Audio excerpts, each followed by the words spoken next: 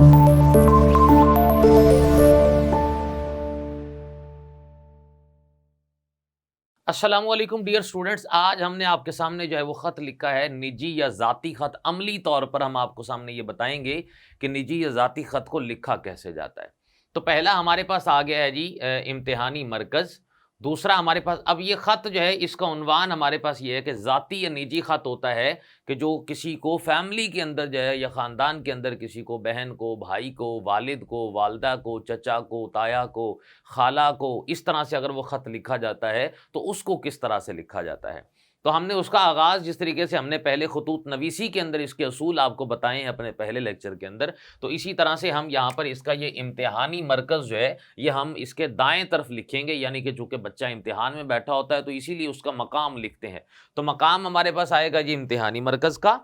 उसके बाद हमारे पास तारीख आ गई, जो कि पॉइंट नंबर 2 मैंने साथ में ब्रैकेट के अंदर मेंशन कर दिया। हमने तारीख जो ब्रैकेट में लिखा हुआ उसको नहीं लिखना, बल्कि हमने उसके साथ जो तारीख मौजूद है हमने उसको यहाँ पर लिखना है। उसके बाद अलकाब हमने इस्तेमाल किए जिस तरीके से हम जिसको मुखातिब हो रहे हैं, जैसे अगर वालिद मोहतरम को ख़त लिख रहे हैं तो हमने प्यारे अब्बा जान लिखा और हरफ निदाइया जो है वो यहाँ पर आगे निदाइया अलामत उसकी लगाई है। चौथा हमने आदाब लिखा जो कि अस्सलामु अलैकुम है और उसके बाद निदाइया की अलामत, और फिर तमहीदी कलमा जो है उससे हमने आगाज़ किया और तमहीदी कलमा हमने लिखा कि खुदा का शुक्र है कि आप खैरियत से हैं।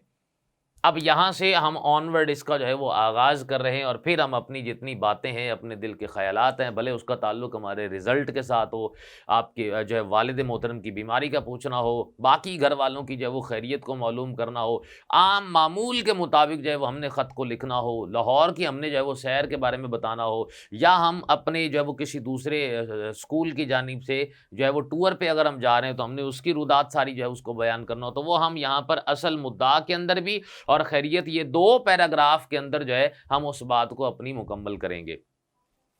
2 पैराग्राफ के बाद तीसरा पैराग्राफ भी लिखा जा सकता है, लेकिन कोशिश की जाए कि ये 2 चूँकि हम इम्तिहान के अंदर अक्सर औक़ात बैठे होते हैं और उसके अंदर हमने ख़त लिखना होता है, तो लिहाजा इंसान को अपना टाइम जो है वो बचाना चाहिए। तो वक़्त की बचत को पेश नज़र रखते हुए अगर हम 2 पैराग्राफ तक हम जो है वो इक्तफ़ा करेंगे तो हमारे लिए वो ज़्यादा बेहतर होगा। असल मुद्दा उसके अंदर हम ये कहते हैं कि ऊपर जो इबारत एक दी होती है कि अच्छा जी, मिसाल के तौर पर कहते हैं जी वालिद मोहतरम के नाम ख़त लिखें जिसके अंदर अब्बाजान से जो है वो किताबों के लिए पैसे मंगवाएं। तो फिर हम खुदा का शुक्र है कि आप खैरियत से हैं और आप बाकी सब घर वालों की खैरियत जो है वो नेक मतलूब हूँ, यानी कि मैं चाहता हूँ। और फिर ऑनवर्ड हम ये कहेंगे कि बाकी मतलब बहुत दिन हो गए मुझे आपकी याद आ रही थी और मैं कोशिश कर रहा था कि मैं ख़त आपको लिखूं, लेकिन बवजह मसरूफियत कह ले के और जो है वो क्लासों का या पढ़ाई का इतना जो है वो मेरे ऊपर जो है वो ज़ोर है और मैं इतना मसरूफ़ हूँ कि आपको मैं कुछ अरसे से ख़त लिख नहीं सका। लिहाजा आज छुट्टी थी तो मैंने बिल आखिर जो है वो वक्त निकाल कर तो आपके लिए अभी ख़त लिख रहा हूँ। असल में मैं ये आपको दूसरे पैराग्राफ में जो हम मुद्दा बयान करेंगे कि मैं आपको ये बताना चाहता था कि मैं जो है वो कामयाबी से क्लास नहम के अंदर या क्लास अष्टम में मैं पास हो चुका हूँ और चूँकि क्लास नहम में जो है वो मुझे प्रमोट कर दिया गया और क्लास नहम में जा चुका हूँ। अब मुझे कुछ नई किताबों की ज़रूरत है, तो आप बराए मेहरबानी मुझे उन किताबों की जो कीमत है वो तकरीबन जो है वो 2500 रुपये मबलग बनते हैं, वो मुझे मनी ऑर्डर कर दें या किसी आते जाते जो है वो भाई के थ्रू जो है उसके ज़रिए से अरसाल कर दें, उनके ज़रिए पहुँचा दें। आप इस बारे में बात करेंगे या फिर आप कोई और मुद्दा आपका है तो बेसिकली आप उसको बयान करके इख्तितामी कलमा जो आपका जो है वो आगाज़ होगा कि आपकी बखैरियत वापसी के लिए हम सब दुआ गो हैं। कि आप शहर से फॉर एग्जांपल मिसाल के तौर पर अगर बाहर गए हुए हैं तो जब तक आप वापस नहीं आते तो आपकी बखैरियत वापसी के लिए हम सब दुआ गो हैं। 8वां हमारे पास वस्सलाम का लफ्ज़ जो है हम उसका इस्तेमाल करेंगे और चूँकि आपका प्यारा बेटा तो अलिफ बे जीम जो है वो कमरा इम्तिहान के अंदर चूँकि नाम नहीं लिखा जाता, इसीलिए हम उसकी जगह पर जो है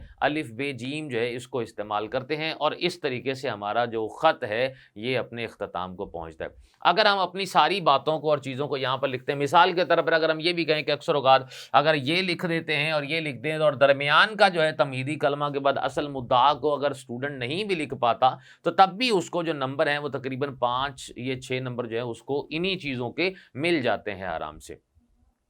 तो ख़त जो है वो जिसके अंदर ख़ास तौर पर मामला निजी तौर पर हो या ज़ाती हो या घरेलू तौर पर ख़त जो है वो किसी फैमिली मेंबर को लिखना हो तो उसका तरीक़ाकार हमारे पास जो है वो इस तरह से है।